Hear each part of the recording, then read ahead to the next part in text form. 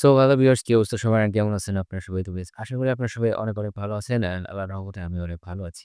তো আজকের ভিডিওতে আমি কথা বলতে যাচ্ছি এই জিনিসটা নিয়ে। তো এইটা হচ্ছে প্লে স্টোরের তরফ থেকে প্লেস্টোন EX2 Pro একটা গেমিং কুলার, যেইটা আমি ব্যবহার করতেছি গত ২ বছর ধরে। আর জিনিসটা ঠিক গত ২ দিন আগেই ব্যবহার করার সময় চলতে, চলতে ধাপ করে বন্ধ হয়ে গেছে। তো আজকের ভিডিওতে আমি ট্রাই করব জিনিসটাকে ঠিক করার। আর গুরুত্বপূর্ণ যেই কথাটা বলতে চাই আপনাদেরকে, যে আমি এইটাকে যেভাবে খোলার চেষ্টা করছি, আ আপনারা প্লিজ এইভাবে খুলবেন না। কারণ আমি এটাকে খুবই বেপরোয়াভাবে খুলছি। যার কারণে ভিতরে একটু ড্যামেজ হয়ে গেছে।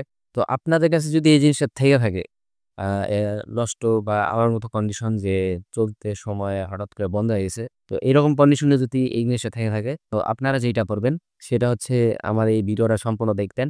তারপরে এটা রিপেয়ার করতে বা এটা খোলার জন্য নামবেন। যদি ভাঙতে না চান তাইলে।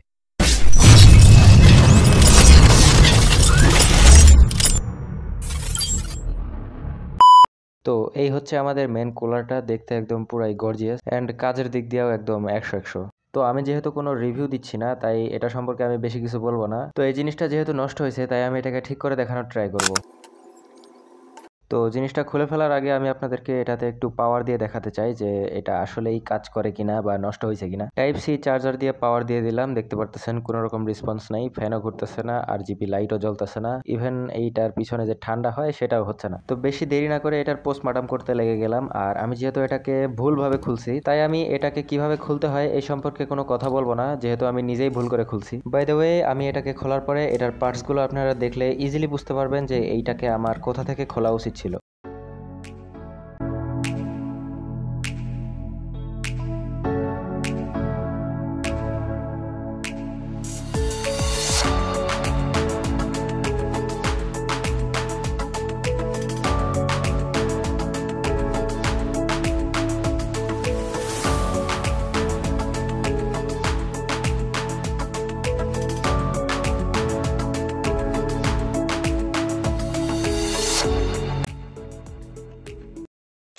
তো এই হচ্ছে আমার কুলারটার সব কম্পোনেন্টস, যেগুলো পার্টস বাই পার্টস সাজায় রাখছি। তো জিনিসটা খুলতে যেয়ে ছোটখাটো অনেকগুলা দুর্ঘটনাই ঘটাইছি, বাট মেজর যেই দুর্ঘটনা ঘটছে সেইটা হচ্ছে এইটার মাদারবোর্ডে আমি এইটার RGB অন অফ করার সুইচটাকে ডিস্ট্রয় করে ফেলছি একবারে। তো এইটাকে এখন তুলতে হবে।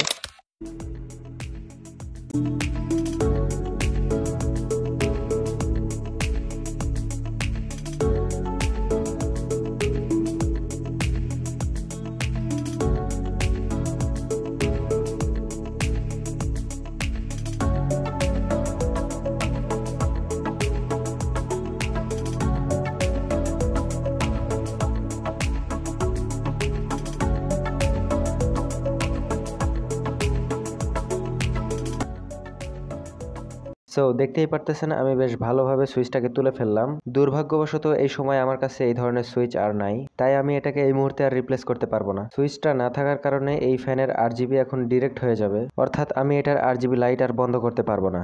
তো সুইচ নিয়ে বেশি মাথা না ঘামিয়ে আমি আপনাদেরকে একটা মেজর কম্পোনেন্টের সাথে পরিচয় করিয়ে দিই। তো এই যে হাতে ধরে আছি সাদা যে জিনিসটা দেখতে পারতেছেন, এইটার নাম হচ্ছে থার্মাল ইলেকট্রিক কুলার অথবা পেল্টিয়ার মডিউল। তো এইটার ওয়ার্কিং খুবই সিম্পল। এইটাতে পাওয়ার দিলে এক পাশটা খুবই বেশি গরম হয় আর এক পাশটা খুবই বেশি ঠান্ডা হয়ে যায়। যেই পাশটা অনেক বেশি ঠান্ডা হয় সেই পাশে এই ধরনের থার্মাল প্লেট লাগানো থাকে। আর যখনই এটাকে আমরা আমাদের মোবাইলের সাথে কানেক্ট করি, ঠিক তখনই এখানে জেনারেট হওয়া সকল ঠান্ডা আমাদের মোবাইলে ট্রান্সফার হয়ে যায়। আর এইটার অপর পাশে যেই হিটটা জেনারেট হয় সেইটাকে নিয়ন্ত্রণ করে এই ছোট্ট কুলিং ফ্যানটা। মূলত এই প্রক্রিয়াতেই কুলারটা আমাদের মোবাইল ফোনগুলোকে খুব দ্রুত ঠান্ডা করে ফেলে।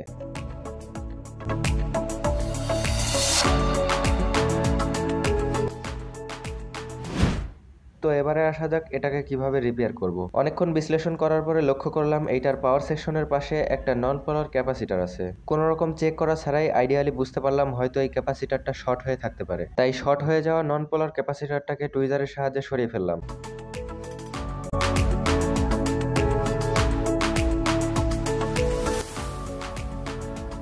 তো ক্যাপাসিটরটা যদি আসলেই শর্ট হয়ে থাকে তাহলে এখানে পাওয়ার দিলে জিনিসটা কাজ করার কথা। তো চলুন এবারে পাওয়ার দিয়ে দেখা যাক। সো পাওয়ার দেওয়ার সাথে সাথে দেখতে পারতেছেন আমাদের ছোট্ট কুলিং ফ্যানটা ঘুরতে শুরু করছে। আর আমাদের পেল্টিয়ার মডিউল অথবা থার্মাল ইলেকট্রিক কুলারটাও বেশ ভালোভাবে কাজ করতেছে। ঠান্ডা এবং গরম এইটাতে এত বেশি হিট জেনারেট করে যে খালি হাতে এটাকে 10 সেকেন্ডও ধরে রাখা সম্ভব নয়। তো এইটার যে সাদা পাশটা দেখতে পারতেছেন এইটাতে অনেক বেশি গরম হয়, আর যেই পাশে কিছু লেখা আছে দেখতে পারতেছেন এই পাশটাতে অনেক বেশি ঠান্ডা হয়। তো চলেন এইটাকে আমরা আবার পুনরায় অ্যাসেম্বল করে ফেলি।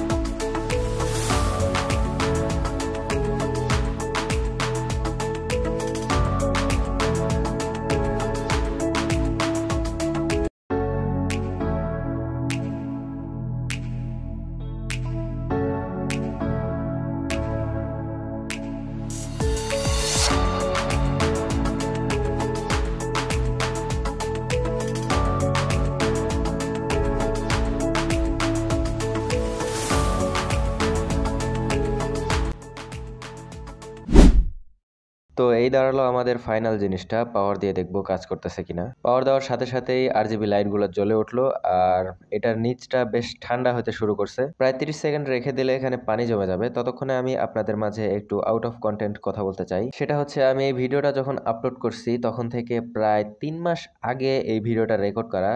কিছু সমস্যাগত কারণে আমি এই ভিডিওটা রিলিজ করতে পারি নাই। এডিটিং করতে অনেক দেরি হয়েছে, সময় লাগছে। তো এইটুকুই। সো আজকের ভিডিও এই পর্যন্তই। আল্লাহ হাফেজ and see you the next.